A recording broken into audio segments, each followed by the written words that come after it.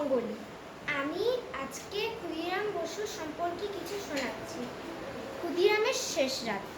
কক্ষটি অন্ধকার, প্রহরীর পায়চারি। বাইরে তখনও রাত, গভীর, ভারী। কিন্তু তার চোখে ঘুম নেই, নেই কোনো ভয়। আগামীকালের ভোর শুধু স্বাধীনতার জয়। মাথার উপর ঝুলে আছে ফাঁসির দড়ি। তারই ছায়ায় সে যেন নতুন সূর্য বুড়ি। আয়নার সামনে দাঁড়িয়ে সে দেখে তার মুখ। এই মুখেই তো হাসবে আগামী দিনের সুখ। কৈশোরের দিনগুলো মনে পড়ে তার।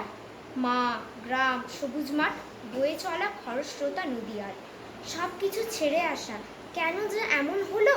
হাতে যে তুলে নিয়েছিল বোমার অস্ত্র, দেশের জন্য সব কিছু ছাড়তে হলো। তবুও নেই কোনো অনুতাপ, নেই কোনো খ্যাত। কারণ এই মৃত্যু এই দেশে পাবে মুক্তি, ঘুচবে ভেদাভেদ। তার এই আত্মত্যাগ কোটি প্রাণের প্রেরণা। ক্ষুদিরাম নামটা তাই আজও সবার মুখে শোনা। ভোরের আলো ফুটবে যখন সব হবে শেষ, তবুও তার এই বলিদান থাকবে চিরদিন, থাকবে এই দেশ। তার রক্তে লেখা হবে নতুন এক ইতিহাস, স্বাধীনতার স্বপ্ন, এক সোনালী মুক্তির বাতাস।